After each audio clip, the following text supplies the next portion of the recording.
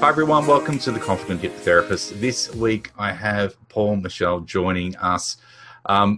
This is probably going to be a very different conversation from any of the other ones I have, simply because whenever Paul and I chat, it seems to cover everything and anything at the same time, which is always a fantastic conversation. And as I was just saying to Paul then, this is probably the one podcast where I'm the least prepared. I don't have any questions set up.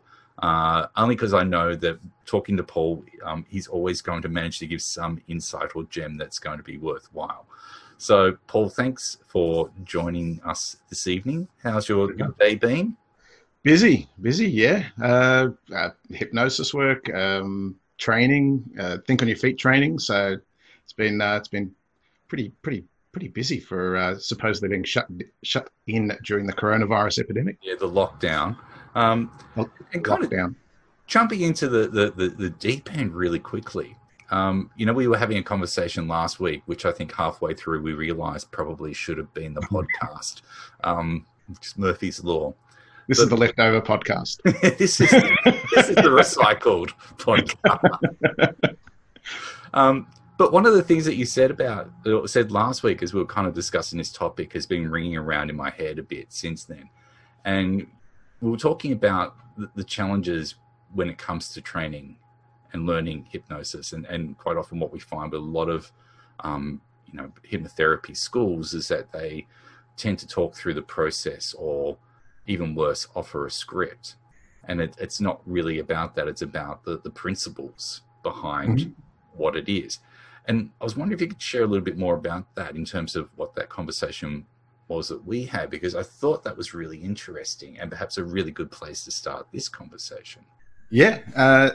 So I think where we left off was, let me set the record straight. I don't think that scripts are so bad. I just think that when people are reliant on scripts, that's when they start to lack flexibility. I think we said even last week that, scripts in themselves, they're just words on a page.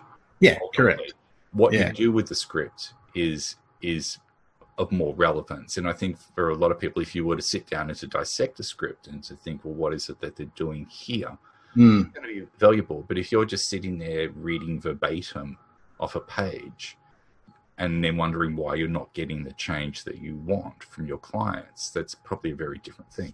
Yeah, well, there's no one size fits all for clients. And so no one script is going to do everything for everyone, and even if it's the same presenting issue. So I think the challenge is when you're learning hypnotherapy or hypnosis or any discipline, particularly when we're talking about quite a lot of language that's incorporated into it.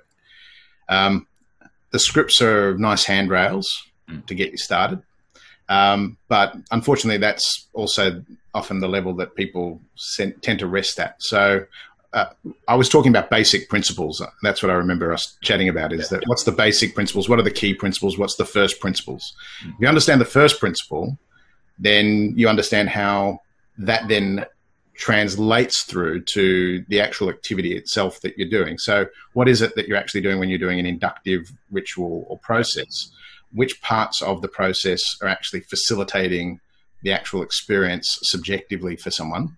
And what's all the sort of fluff that sits around it? That's lovely language, very poetic, but it's to fluff it out, to plump it up a little bit. So from that perspective, can you bear with me for a second? Can we pause this? Because I'm gonna tell the kids to settle down a little bit. We'll pose that question again. Yeah. I'm on a conference call. Thank you. No problem. It's fun up there. It's all good. There we go. So there was one of those impromptu moments. That's okay. It happens all the time. At least it wasn't a cat just walking across the screen. That never happens. So it can happen. It can happen anytime. It won't happen in this room. It might happen in yours. I have in my room. Yep. So coming back to the topic of using scripts and using them as handrails, and looking at it through the lens of what are the basic principles. I think it would have saved me a hell of a lot of time had someone taken me aside and gone, see this principle here? This principle plays out in this particular process, and take a look at this induction and notice that there it is again, and just notice how many times it comes up. And not just in hypnosis work, but also within meditation or mindfulness. Just notice how this principle seems to come up in multiple ways. So I think that part of the challenge for people who are learning hypnotherapy is to unpack what the first principles are. And I think the benefit of my NLP training was it helped open up my hypnosis training. So I came to NLP having studied hypnotherapy first. And, you know, I'd do progressive muscle relaxations and I'd do them for 20 minutes and I'd spend my time, you know, working through from the top of the head right down to the tips of the toes and lots of stuff. But I really didn't know what was getting me the result. And that was partly because of the way I was trained. And that was only because the people that had trained me were training me the way that they'd been trained. Yeah. And I was one of the very early hypnotherapists in Victoria from a clinical hypnotherapy standpoint. 1998 was the first year. Up until then, I'd been trained interstate, had been trained across the border. So Victoria, it was illegal for anybody who wasn't a doctor, dentist, psychologist, or psychiatrist to call themselves a hypnotherapist. So it was very early stages of the training of hypnotherapy in Australia. I'm very grateful, but I also recognize that we always need to look at our training and then try and rise above the level of our education. And so that's been the journey that I've been on, at least for the last 10, 15 years. Who really inspired you when you started out? You know, who are the people that you looked up to, and, you know, what kind of gems and wisdom did they share with you? Oh, now that's interesting because I didn't really know anybody in hypnotherapy in Australia. It took me 6 years to find a course that I felt comfortable studying. And I moved from the Gold Coast to Melbourne, so I didn't know anybody in Melbourne. It was just really a drive and a desire to study hypnotherapy and to study hypnosis, and that was stemming from my martial arts training. I was really looking to amplify my martial arts training and the study of the mind as it related to martial work. So it wasn't anyone particular. I wouldn't say I had an idol. I mean, Martin St. James was around, and I'd heard about him, but didn't know too much about him. I was fortunate enough to stumble across the Academy of Hypnotic Science way back in the day when it was being run by Jim Goulding. So Jim was one of my early, trainers, and Joan Goulding as well. And Derek Hill was another mentor of mine that was very instrumental in helping me shift the way I thought about what I was doing. But once again, early stages of hypnotherapy training in Australia, and probably one of the first best organized curricula in the country. Yeah.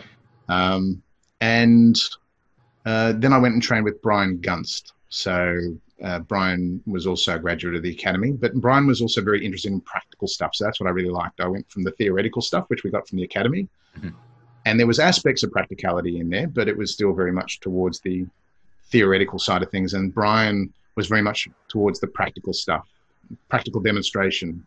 So that's what I liked about Brian as well. So I was pretty fortunate in the early stages to find people who could demonstrate great stuff and study with them. So they would have been my early inspirations as I started to look further afield. But other than that, I mean, I just wanted to study hypnosis and then turn people into chickens. That's right. I told you there'd be an interesting story about Honan the chicken. Right. And for yourself, being a trainer, let me rephrase that question. I'm trying to get the question out of my own head. So this is what happens when you don't write your questions beforehand. That's all right. Yeah. As a trainer, when you're training people, you know, you're obviously asking them to step forward and be a confident hypnotherapist from the get-go. What do you do as a trainer that helps them to find that confidence? Because, you know, when you're starting and, you know, you're saying to people, just, you know, act as if, believe it's going to happen. Inevitably, there's going to be parts of them that sometimes wonder if it is, and there's that potential fear of failure that comes up. Yeah. What do you do to work with people to help them overcome that so they can just be in the experience? Fail fast, fail often, and enjoy it. Enjoy failing. Yeah, correct. Because that's the biggest fear that people have, is that it's not going to work. But I think also it comes back down to there's nothing you're doing to people. So there's nothing that you have to create. So we've had this conversation many times, and I think that that's what gets people into a bit of a bind, is that they get taught that they are going to induce something. And they're not actually inducing anything. The whole thing around inductions is what leads people astray, the idea that there's these brainwave frequencies that people have. I know, I can't even use the word state around you. You get funny about that. I go into a state when you talk about state. You can talk about state. It's just that it's not a hypnotic state, but it's still, I still reference every now and then, you know, a trance state. I've got a hypnotic audio on YouTube that references a trance state. It means whatever it means to people. I don't spend too much time worrying about whether they're in, you know, any type of hypnotic state. I'm looking for the phenomena, and all of the depth scales that I've seen seem to be linked with phenomena. And then we look at it retrospectively. And unless you've got some sort of galvanic skin response meter, you've got, you know, an EEG that's running in the background, and you've got an MRI that's measuring what's going on inside the brain and whether the default mode network is down-regulating and the anterior cingulate cortex is down-regulating so that their error correction processes go offline. Well, who can tell from the outside looking in? So I'm not going to worry too much about what's going on inside their brain. I'm not going to worry too much about what their brainwave frequencies are going to be resonating at. I'm interested in what's the phenomena that's there in front of me that I can see. Yeah. And then what can I leverage in the service of their therapeutic outcomes? And I look for what they do well already. And I think that that's a big difference as well. So when you're seeking to try and create something and you put the onus on yourself to be the one responsible for evoking something that is intrinsic within them, that sets you up for failure in the first place. So I don't take any responsibility for whatever they are responsible for doing themselves. My job is to facilitate, and my job is to evoke and elicit. And so if you've got great state elicitation skills, excellent hypnotic language, you understand the mechanisms that you're using to evoke and elicit and to set context and to create meaning, then you're doing the best part of what you're supposed to be doing, and the rest of it comes from them. So I think that sets people up for all sorts of concerns about their confidence. And you just need to come back to, what do you need to be competent in? What are your skill sets, and where's your area of responsibility? And then it's really about, is that person coming to play, and what's already there that you could leverage, and how are you guiding their attention? And I think also part of it is, I do a lot of leadership training in the corporate space. And so I look at this as leadership. When I'm in the room, I'm leading them. Now, that could be invitational and permissive. It can be indirect as well. But I'm clear about my role in that room, and I know that I'm there as a subject matter expert in hypnosis. And so they don't know what they don't know. So they're often unconsciously incompetent. They don't know what they don't know. And then they start to become aware of what they don't know. So then they become consciously incompetent. But I'm still sitting in the role of expert. So my goal is to build their conscious competence in following the suggestions and the directions that I'm offering them until they just start to accept them habitually. And so if we look at that, it's a process of training them initially. Some people just go there. You don't have to do anything. You could fart and they go into hypnosis, right? It doesn't take much. That's the low-hanging fruit. They're the people who are ready to go. Please don't refer to farting and low-hanging fruit in the same sentence. It's true. You could do almost anything. I've seen plenty of video footage of people. When you pull this finger, you'll go into a deeper trance. I hope the people who are watching this don't take that on board. But if they do, have fun with that, right? But I've been in trainings where the trainer has just simply had someone who you could literally just, let's choose something else, sneeze, and in they go. And there's no skill in that. That's just someone who's already got the hypnotic skill sets ready to go. They're all lined up. I think the challenge that people face sometimes is when you're working with someone and you don't know what they do well up front. And that's, I think, when you look at the initial client intake, for me, that's what I'm paying attention to. What do you do well? What's the hypnotic phenomena that I'm seeing? And I think that that's also a hallmark of my hypnosis training as well. Just get people paying attention. Take a look at that. Notice that. If you do this, what happened? Recognize that as hypnotic phenomena. And some of the most simple things people take for granted is actually a really great demonstration of hypnotic phenomena. Emotional state change. Fantastic. once their emotional state's changed, you just think about how much needs to happen for a person to experience an emotional state change. How much of that is consciously directed? I'd say very little. Correct. There's hypnotic phenomena. You take a look at changes in respiration, heart rate.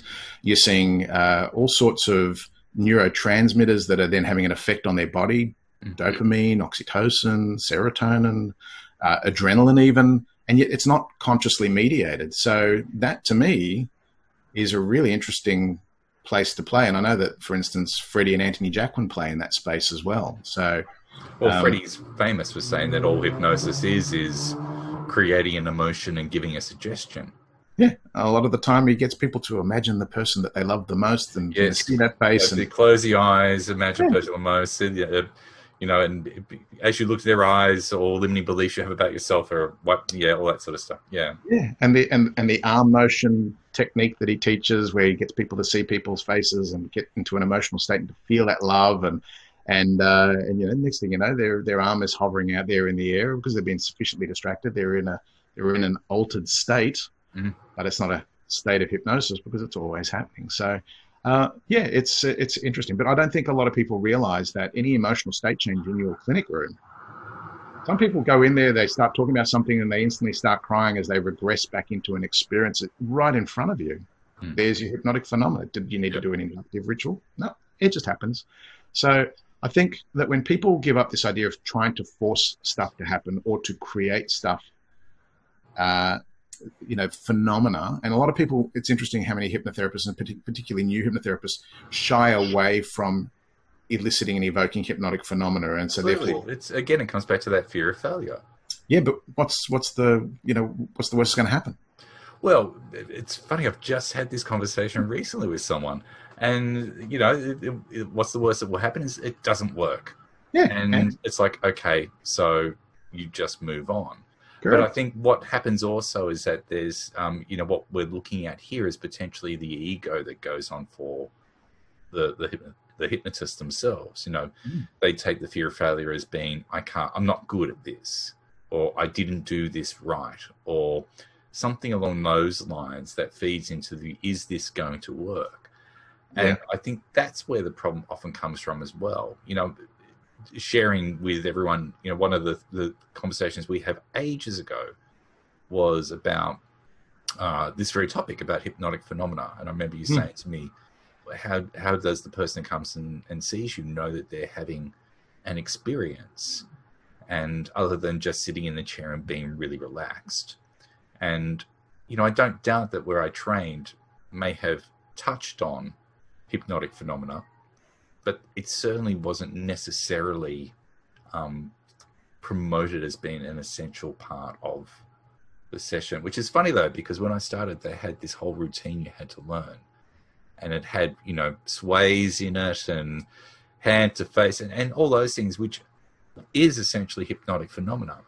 Yeah. So we kind of were taught it early on, but then it wasn't particularly revisited as you went on. I think in the initial stages, so it's a bit like a gentleman's agreement. You go into a training room and both parties have agreed to role play hypnotic work. Now, for some people, they'll have a genuine experience when they're on a training. I'm talking about in the early stages. I mean, when you start to train with other trainers and, people are at a certain level of competence and people are comfortable with the process, then often they're happy to let themselves go if they feel like they're in competent hands and they feel like they're in safe hands. So I think, though, in the early stages of your training, everyone's sort of, playing along. You've got some people who are much more willing to be vulnerable in a room than others. But there's a certain degree of a type of gentleman's agreement. What I mean by that, even though, it's quite sexist in that term, it reminds me of martial arts training. And when I was martial arts training and you're sparring, you're not out there to absolutely destroy another person's life. You'll pull your punches. You'll give them an opportunity to get a new technique in and to play with it. And it really is a bit of play until you start to become a bit more serious about it.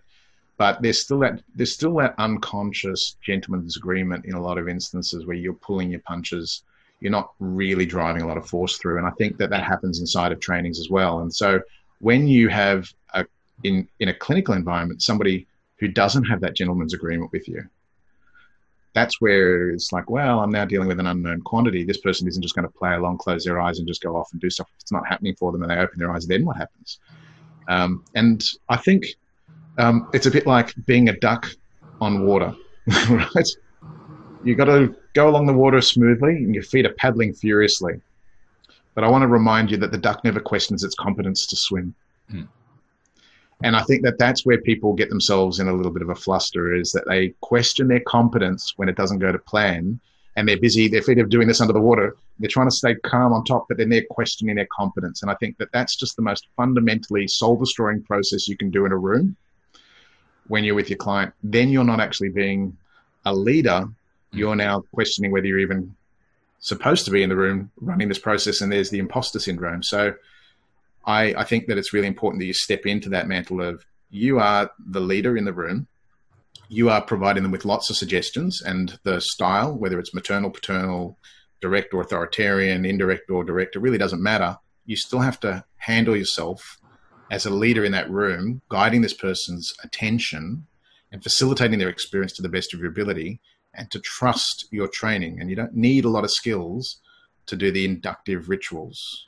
Whether you want to go and do a ratification process is another matter, but I mean, you don't need a lot of skills. It's sounding very much the actors if frame going on here. Yeah, but congruently step into the role of leader. And I think that's something that isn't taught in hypnosis trainings. No, I don't think it is. It's a missing part of it, which is kind of what prompted this podcast all along. Yeah. Was that, I think that there is a lot of training out there, and there's a lot of good training out there. I'm not saying the training is bad. I'm just saying that all of us have our own responsibility and accountability to do our own skill audit and to try to figure out what it is that is missing for us that stops us from being the best we can be. And that often takes a lot of, honest soul searching and vulnerability and willingness to kind of go, okay, well, maybe here I can prove and this is missing. And confidence is, I think, is a big part of it, from certainly what I've heard from conversations I had with quite a few people who will approach me and say to me, thank you for running the practice group on this, because I didn't feel confident about that. And, even the practice groups that we did in person, which you came along to, I think you blew a lot of people's minds with some of the demonstrations that you did in the first couple, because I think they weren't used to seeing something handled so competently.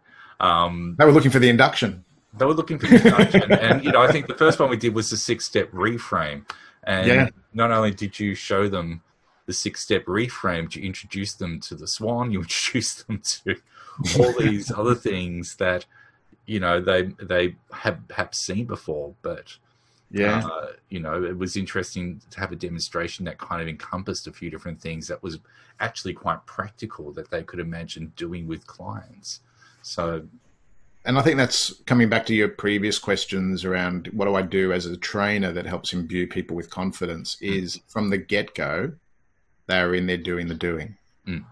And I think that's missing in a lot of trainings. Yeah. Well, I don't teach hypnotherapy. I teach hypnosis. And the reason for that is that, obviously hypnotherapy is a much broader area of study, but the study of hypnosis, independent of therapy, independent of entertainment, is a discipline in its own right. And so I think the big concern that I have is that there are quite a few people who are studying what is, for all intents and purposes, perhaps a glorified counseling qualification with bits of hypnosis thrown in there. And they don't feel confident with the hypnosis part, but they feel confident with the counseling part. I'd agree with that as well. And so when they go and do a training where it's just focused purely on hypnosis training, then they can then add that to the therapeutic skill sets that they already have. But if they're doing a hypnotherapy training and paying a premium, but can't do the hypnotic part, then what sort of hypnotherapist are you? And that's the big concern that I have for some people, is that every time you go, great, well, demonstrate something. It's like, I need my script, or, I don't know how to do a process-orientated, content-free, facilitation session with someone. I don't know how to just pick up where that person just left off and just run with it, So one of the things that I think would be really cool as a little technique, and it's good fun, is I did this when I did my coaching training, where we would tag team. So we would have two coaches, you'd have one client, and the first coach would start off coaching somebody, and then the other person would have to take over from the previous coach and just start and carry on the rest of the session without getting a warm-up. So they had to pay attention to everything that was said and done. And I think if we look at it from the perspective of facilitating a person's experience, it's different to doing a double induction. So have you ever done a double induction? Absolutely. In fact, for those that haven't seen my recording for Hypnotherapist course, available now, there is a module in that on doing dual inductions as a recording technique. Does it have a dueling banjo in the background? Because it's a dual induction. Just kidding. If the devil went down to Georgia induction. So I think it's if someone starts the process and then takes over the process, that's a really cool way of just getting in there. And you know what, you're going to make mistakes. So fail fast, welcome it, and then just go, great, well, what do we learn? And so I think when you start to remove the fear of getting something wrong, the person doesn't go into the hypnotic experience, whatever that is for them, then you'll learn something.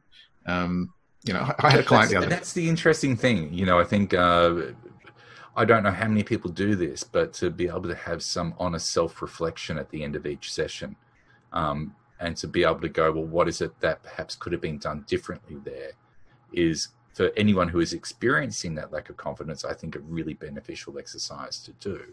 Because it might be, if the person says, I don't feel like I went into hypnosis, then it might be something to do with your pre-talk. It might be something to do with your rapport. It might be something to do with the setup that's getting there.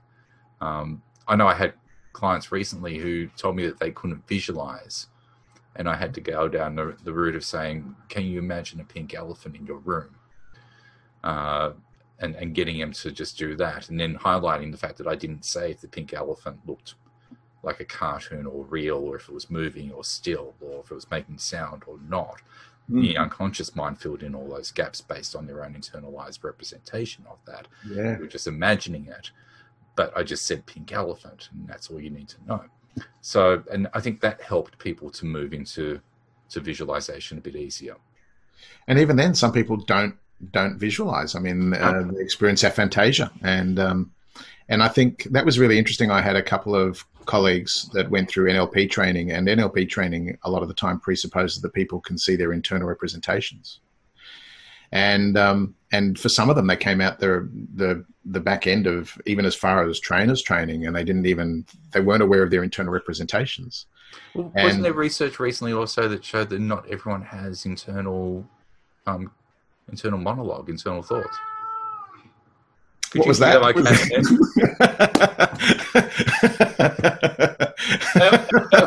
internal thought. It sounded like a cat. Let me just highlight for you, if that was your internal thought, then you have no internal dialogue. You vocalize that quite nicely. Right? One of the most unstructured podcasts we've done, I think.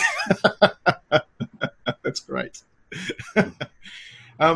So I believe there was something along those lines.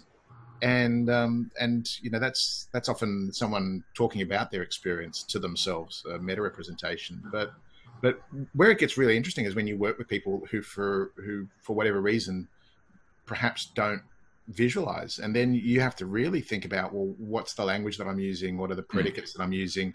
If I keep referencing visual predicates because I have a preference for the visual modality, and that doesn't mean I do that to the exclusion of all other things. I just have that preference in the way I'm encouraging people to imagine or visualize or see stuff. Then that actually tests the limits of your vocabulary and also your flexibility. So I had in one of my NLP trainings, I had one of my students who couldn't see images or the content of the images, but I asked them where they were located in space if they were to see them. And they gestured up here, and I went, okay, great. And is it near or far? And it was just a felt sense of where it was relative to them. Mm-hmm. And then I just structured a hypnotic induction for them, which was for all intents and purposes a series of swishes. And they just went down. And so even though they didn't know the content of what was going on, they could get that felt sense of where it was and how it was moving towards them and when they were associating into it. And out like a light. That was great. It was a great demonstration to all of my students that just because they can't see the content of it doesn't mean that it's not in their unconscious awareness. So those sorts of things test you, because I'd never done that with somebody who experienced that particular type of lack of awareness around their internal representation. So that tested me not only as a trainer, but also as a practitioner to go, well, if that happens, what would I do? And I was happy to fail because there was no right answer here. It's just a matter of working through a bit of a puzzle. So I think some people just don't look at it as a puzzle. They look at it as a pass or fail. And, you know, I had a client. Also, when people are paying money, I think there's that concern. If people are paying good money, you don't want it to fail. I don't know what failure is in that regard because it means different things to different people. I think if I'm doing what I can from my end, my position around what I do in a clinic is that I'm teaching them to become better self-hypnotists. That's part of my frame. And that the more exposure they have to the hypnotic process, the better they'll get at it, because that seems to be the case. I mean, think about what Dave Ellman discovered in regards to fractionating people really quickly as a type of simulation of coming back after numerous sessions. But we do see that. And so, you know, I'm not too worried about whether they experience everything that I'd like them to experience in the first session over a period of time. There's a chance they will get there. It's just a matter of how, and it's not a matter of if, it's a matter of when. And I think Milton Erickson was very similar in that regard. He just continued to persist until he found a way to really sufficiently influence them profoundly. There are times I just go, I have no idea what I'm going to do with this client, because I go in unstructured. I go in without a script. And we were having a bit of a chat about that client the other day, in her bedroom, on Zoom, sitting in a chair that didn't look very supportive. And I thought, there's like not a great deal of opportunity for her to really just chill out and take herself away from the experience. So we got her to change the chair. And so I thought, well, let's just be as if we were in the actual clinic face-to-face, and I ran a couple of little suggestibility experiments with her. And the moment I went for a book balloon, this is what happened, right? The hand was out like this, the other hand was out like that, and then as the balloon went up, her hand went like this. And I went, what the? Like inside, I went, what the hell's that? And then her hand just went, and then it just stayed in the air, and I was done. Carry on. But it was not what I expected. And I think part of the development for a lot of hypnotherapists is to incorporate and utilize, and to just get really good at just being as if that this was expected. And I think a great thing for people to learn if they want to become good at incorporation and utilization as a hypnotherapist is go and study improv. Go outside of the field of hypnosis and go and study improv and get put on the spot and get given stuff that you're not prepared for, and then just work with it. Because I actually agree with that, because I know that for me personally, I'm at my best when I'm rested and feeling really creative and playful. Yep. And that describes me when I do improv too, because I have played with improv in the past. And even still to this day, my brain will go off in very different directions very quickly and very easily because of that kind of improv experience as well. So I completely get where you're coming from there. Great training for hypnotherapists. And the reason being is one of the rules of improv is you can't say no. So the moment you get something... It's also making it up on the spot. And I keep thinking of Melissa Tear's comment. Yeah, everyone's making it up as they go along. Yep. And she says all this shit is just made up, or something like that is her. It is. It's the theater of the bizarre, and that's so much fun about hypnosis. You just see some bizarre stuff, and you just go, "I've got no way of contextualizing that." That's just keeps me fascinated and interested. The thing, though, I think is that with improv, you get used to making mistakes and just carrying on. And that's what makes it fun. But I think then you take those principles back into the clinic and you go, well, how can I make this fun and interesting and engaging, not just for them, but also for me? Yep. And if they're giving me something, how can I go, yes, and? How can I go, yes, that, and this, rather than going, oh, that's not what I expected. You're not doing what I want you to do, or it's not working the way I expected it to be. And I think that's a useful training. I think also it's useful for people to go and study authoritarian style hypnotic work.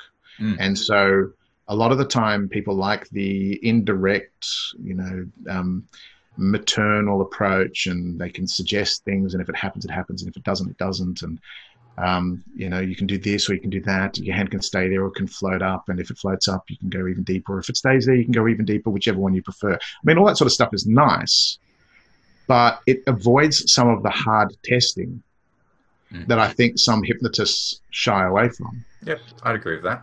And I think there is something, when I went and studied with people that I thought were really good at what they did. Well, one, I know that Brian Gunst was very good at very direct, very authoritarian hypnosis work.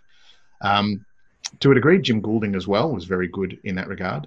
I trained with Rick Collingwood because Rick is a no-nonsense kind of guy, and he'll just tell you. And if you don't do it, he'll tell you again.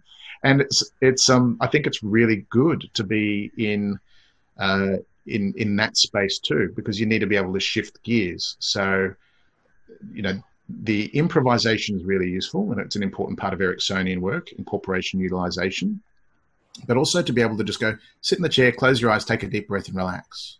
To be able to do that and to chunk that in a really nice sequence, and just to let people know you're in my space and I'm the leader and I'm telling you what to do, and to be able to do that when you need to, and also to avoid doing that when it's not appropriate for the client as well. So you're really becoming flexible in your style. I imagine there's a few people watching this who are going, I went to a training that was more on the theory than the practical. Yeah. And are potentially sitting there going, how do I improve on this? How do I evolve from this? What kind of advice would you give them? Is there any particular people you would suggest they go and check out, or how would they begin to evolve now from having a good theory understanding of it, despite the fact that you may not agree with brainwaves or all that sort of stuff? I'm open to being proven wrong. Look, I don't know. I know as much as anyone else. It's all a guess. But I'm like I know that I've taken on the James Tripp course because you suggested I should check out his. James Tripp, and his idea of what hypnosis is, and his ability to go into the in-depth, chunky stuff as well, can often blow my mind in the sense that it's really simple in concept, but the way he unpacks and unlays it, it can be actually really quite in depth. But who would you recommend people go and check out, or what can they do to help fill in that practical side, that hypnotic phenomena side? Yeah. Every time I say phenomena, I feel like breaking out into a Muppet song, don't you? what would the Muppet song be? Phenomena. Phenomena. Well, you can almost set up the swan and you can have a naked Muppet right here. So, Phenomena. I think it's hard to recommend people because I'm still looking at who's in Australia that I would go, yep, I've seen them demonstrate some really cool stuff. I think also the fact that everyone's different, and so they're going to respond differently to different trainings. But absolutely. Yeah. My style is like I like to go very direct at times, and I also like to be indirect. And so, I like Mike Mandel's work around that sort of stuff, and I also think he's got some really useful frames. Well, actually, he's got more than a lot of useful frames. And the Mandel approach to therapy is interesting, and also I think he made a really insightful comment around direct up front and then suggest, rather than suggest up front and then direct. So direct up front and then suggest. So so I like Mike's work.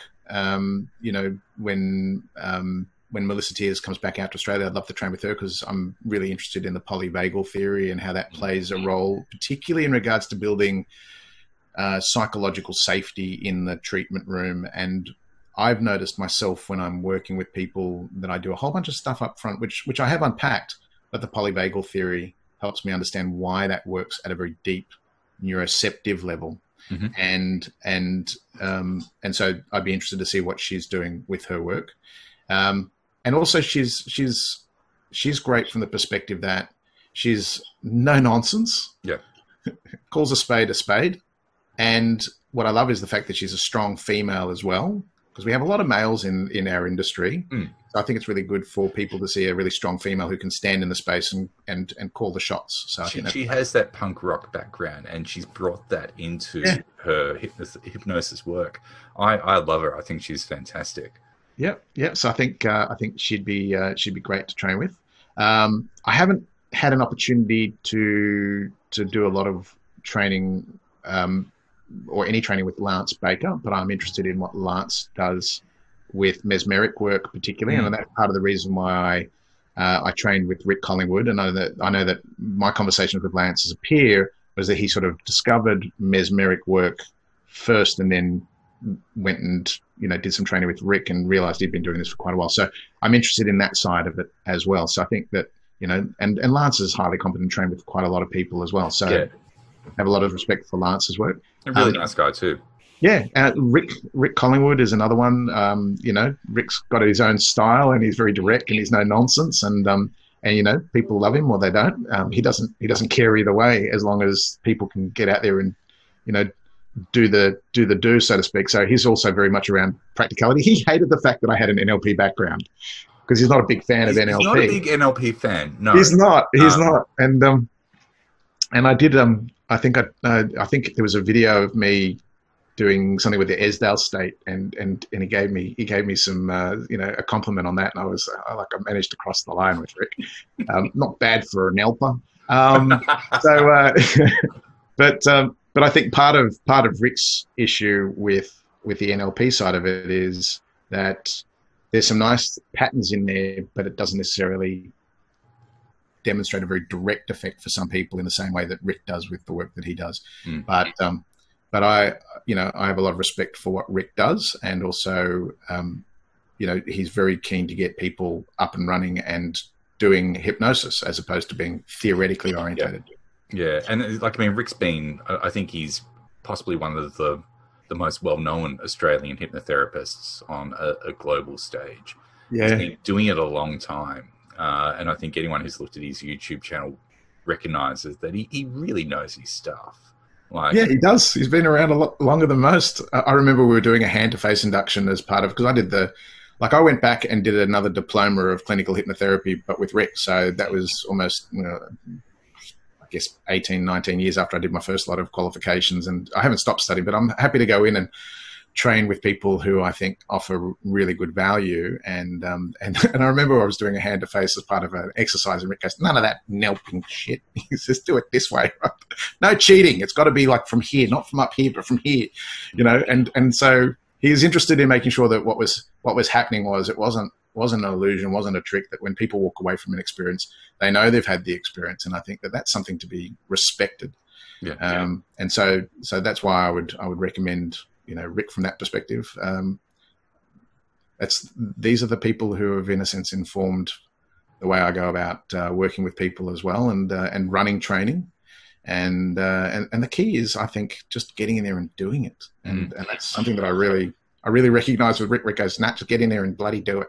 And I think a lot of the people you've mentioned as well, whether it be Mike or Melissa or Rick or Lance, I don't know as much about Lance professionally, but I know from the other ones that they're very much about content-free work as well. Yep. And very much about, no scripts, none of that. It is really about content-free work.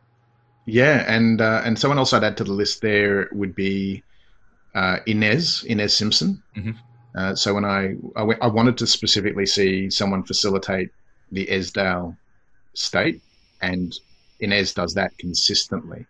And so it was worthwhile being in a room with Inez and seeing what she does, but also, where does she go when she gets into trouble? Where does she go when it doesn't work?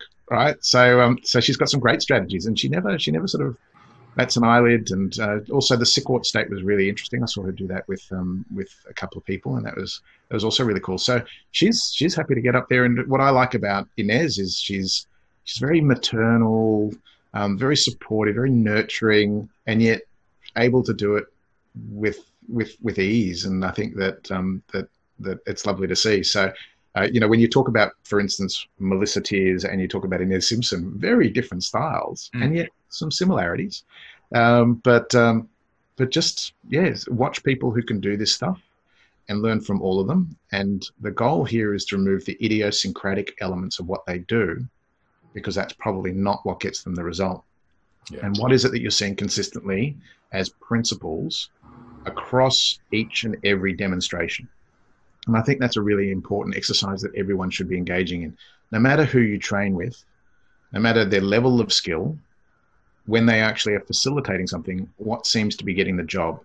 And to move away from the egoic elements, the personality elements, the idiosyncratic elements, what they do, to what are you seeing that's getting the result? And that's what I've been doing. I've just been paying attention to, well, what's happening here?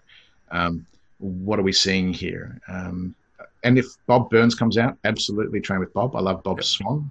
I didn't train with Bob directly. I just learned off his DVD and unpacked what he did through the key principles, and then just went, great, that looks like what he's doing. But I'd love to learn more from Bob. Where does he go when things don't pan out as well as they should? Because not everyone's swans. That's the interesting thing about the swan.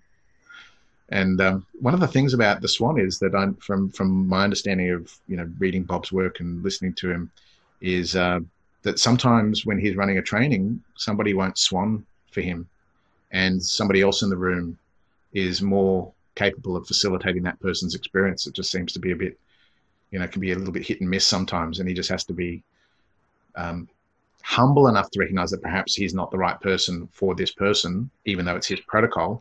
And I think that's very refreshing, refreshing. When someone as capable as a Bob Burns goes, anyone else want to give it a try? That's great. It's moments like that indirectly actually give confidence to those people that are struggling, because they recognize that they don't have to be perfect. It's not this binary good or bad therapist. It's actually a continuum with any client. And to see someone like Bob Burns not get it right, it makes you feel a little bit better. You can actually be a little bit kinder to yourself. So I'm going to come back to people go. I'm going to come back to the getting it right piece, right? Because I think that is what impacts people's capacity to come into it with a growth mindset, because that's the nested, very deeply layered, fixed mindset. Yeah, that it's this or that. And that if he didn't evoke the response with this person, that he didn't get it right in some way, shape, or form. He's doing what he can from his end. The other person has to also be willing halfway and do it as well. Correct. More than halfway. They have to be prepared to make, if they're a client, be prepared to make the change they come in to see the person about.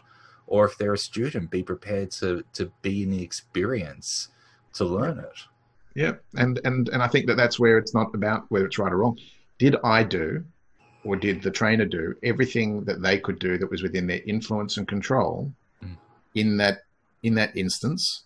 And even then, the other person who's on the receiving end of that communication still needs to come to the party. And perhaps there was something that was missing for them, but that doesn't mean that it was right or wrong. And that's where the polyvagal stuff is really interesting, because Stephen Porges talks about neuroception. And neuroception is when we're tracking unconsciously for threat in the environment.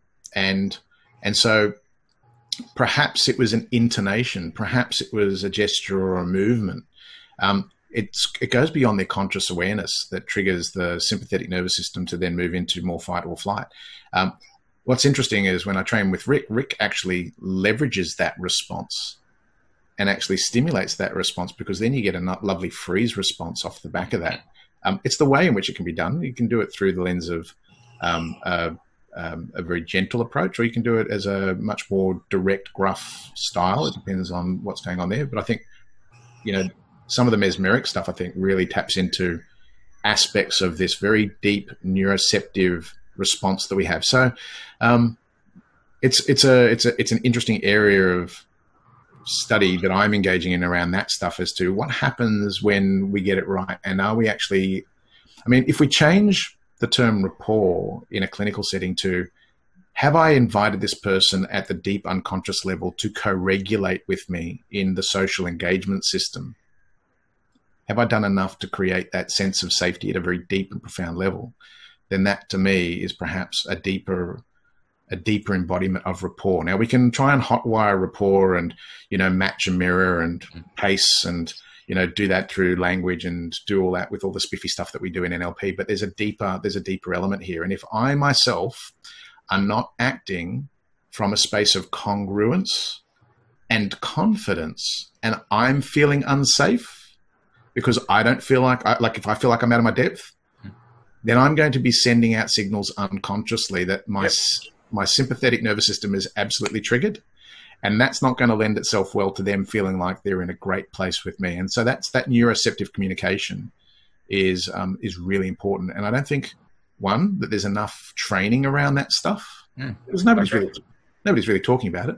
And here's the other thing as well, is that given that we use our voice to offer suggestions, the quality of our voice makes a world of difference. And so I know that there are some people who have this perspective that, the trance voice, the hypnotic voice doesn't really matter, that you use your normal voice and blah, blah, blah. I don't. I will use my voice and my tone in particular ways. I will generate sounds in the back of my throat as I'm talking that people just have this response to because it becomes an unconscious anchor for them. So sometimes when you see video footage of people just sort of doing this, it's because I've already shifted where my voice is being generated from. I don't think there's enough vocal training in hypnosis training. But I also think that when you take a look at what happens with the vagus nerve, and when you actually take a look at what happens to human hearing when people move out of the parasympathetic system into the sympathetic nervous system and become mobilized into fight or flight, that range, that mid-range in the vocal tone, in the vocal range, actually goes missing for them. It's high-pitched noises and low-pitched noises, the sounds of predators, which is interesting because we're talking often in this very smooth voice. But if I'm not co-regulating with them in the social engagement system, then that's where they're going. And I'm now using a vocal quality that isn't quite hitting the mark. So it's interesting. It's interesting stuff, especially when people come in a first or second session and they're still not quite sure about this whole hypnosis thing. You already got someone who's probably immobilized in the sympathetic nervous system, and you're trying to get them out of that to get to some sort of stage of parasympathetic relaxation. Yep. Not that it's required, but just to feel safe and feel calm and feel relaxed enough to talk about their stuff. Yeah. And for them to then even mobilize into the sympathetic nervous system. So I don't think we're actually doing enough as a community to address this, which then opens up the door for, well, then what happens when you then touch them with an induction that's kinesthetically orientated, or you're asking them to socially distanced. Sorry? Or socially distanced. Yes. Or to close their eyes. I mean, it's the most weirdest thing for people to close their eyes in front of another person and then to have that person observe them while they're talking to them for, up to an hour. And to lower their voice as well. It's correct. To then demonstrate. It can be when it's taken out of context, but we expect people to come in, make themselves vulnerable, and then we expect them to then comply with our directions and our suggestions and to feel safe. But if that wasn't your internal dialogue again, was it? No, it's that again. If we are not feeling confident and we're not in our zone of excellence, then we are not helping them to co-regulate with us in the social engagement system because we are out of that. And I think that that's a big thing that a lot of new hypnotherapists haven't been trained to think about or, even entertain the idea of. It could be a whole training in itself, really, couldn't it? Well, that in my opinion is rapport training. Yeah. This is the way it was presented to me when I was learning hypnosis way back in the day, right? Build rapport with the client and then go into the induction. That whole little bit up the front, that's massive. But it was just glossed over. It really was just like build rapport with the client and then just go in and do this particular process. It's like, so how do you build rapport? Well, you need a Lego kit to start off with. At least 10 or 12 Lego blocks. Some glue, some macaroni, some glitter, an elastic band. No, that's perfectly valid. I should let you go for the time being, but if people want to reach out to you and say hello and connect with you, how can they do that? So paulmischel.com. Paul at paulmischel.com is a great email address to get me on. The Paul Mischel on Facebook. Someone else had my Facebook page, so I had to put the in front of it. LinkedIn. So just remember, it's Mischel spelled Mischel. Sounds like the girl's name spelled differently. And they're the best ways to get in contact with me, really. So, and of course, through you. You know where I am. Yep. So yeah. I'm not your personal assistant here, Paul. No. Well, I mean, if for whatever reason they remember it, and they remember it really well, then they'll at the very least remember you too. Yeah. Thank you so much for your time this evening. As always, any conversation with you opens up this whole other world to what hypnosis is and how it operates and everything. And I hope other people watching this, perhaps experiencing you for the first time, have walked away equally impressed. So, well, thank you, and happy to chat. I think it's important that we grow the community, and thank you for putting together the network, and also for running these podcasts and for having me on. So, no thank you, Lawrence. Until next time, everyone, take care, and we will see you when we do. See you soon.